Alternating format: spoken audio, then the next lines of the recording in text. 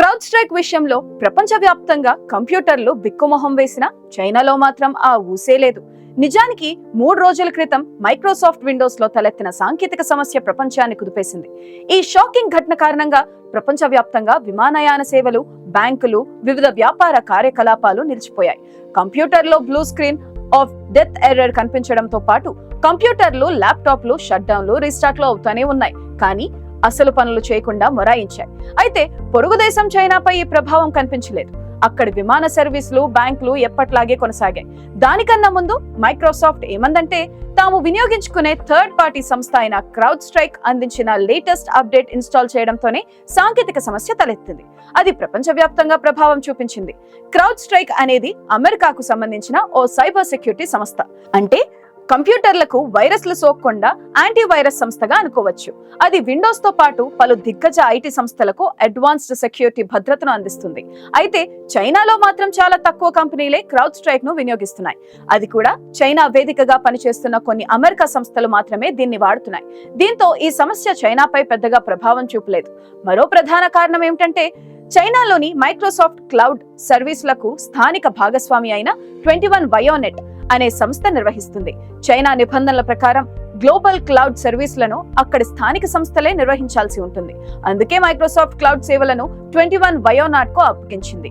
అందువల్ల మైక్రోసాఫ్ట్ కార్యకలాపాలు మిగతా దేశాలతో పోలిస్తే చైనాలో పూర్తి భిన్నంగా ఉంటాయి. అంతేకాకుండా ఇతర దేశాల్లో సైబర్ ముప్పు గాని ఇతర సాంకేతిక సమస్యలు తలెత్తినప్పుడు వాటి ప్రభావం దేశంపై పడకుండా చైనా సొంతంగా పటిష్ట సాంకేతిక వ్యవస్థను అభివృద్ధి చేసుకుంది.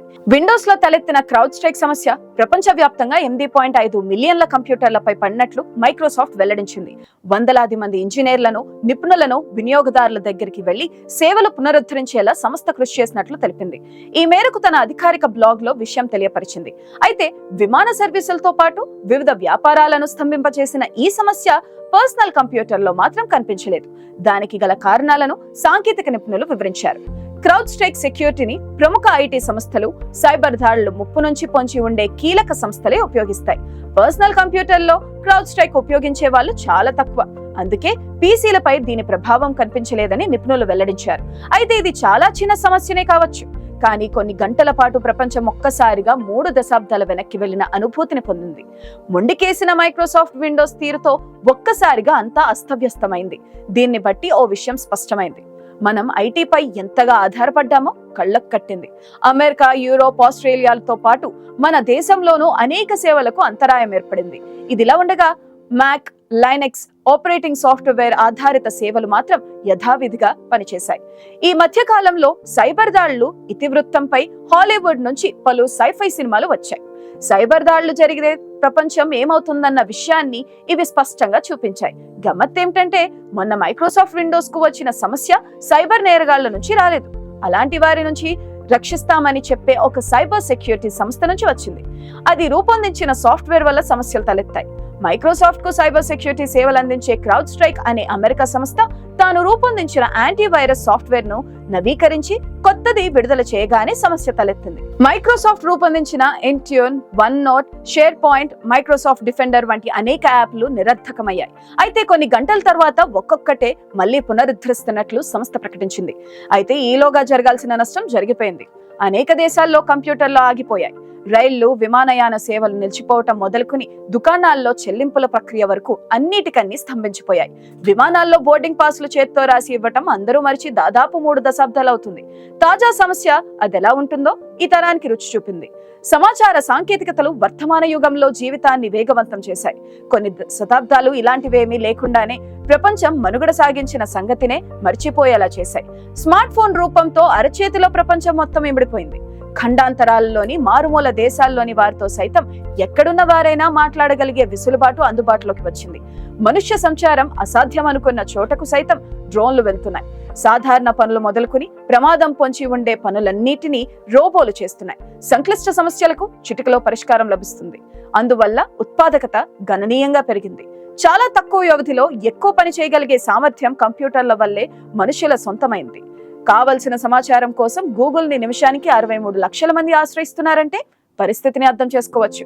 ఒకప్పుడు ప్రపంచవ్యాప్తంగా సగటు ఆయుః ప్రమాణం 52.5 సంవత్సరాలైతే ఆరోగ్య రంగంలో కంప్యూటర్ల సాంకేతికతల వల్ల ప్రస్తుతం 72 సంవత్సరాలకు పెరిగింది. సమాచార సాంకేతికతలు అనేక చోట్ల మనిషి అవసరాన్ని తగ్గించాయి. అందువల్ల కొందరి ఉద్యోగ అవకాశాలకు ముప్పు వచ్చిన మాట కూడా వాస్తవం.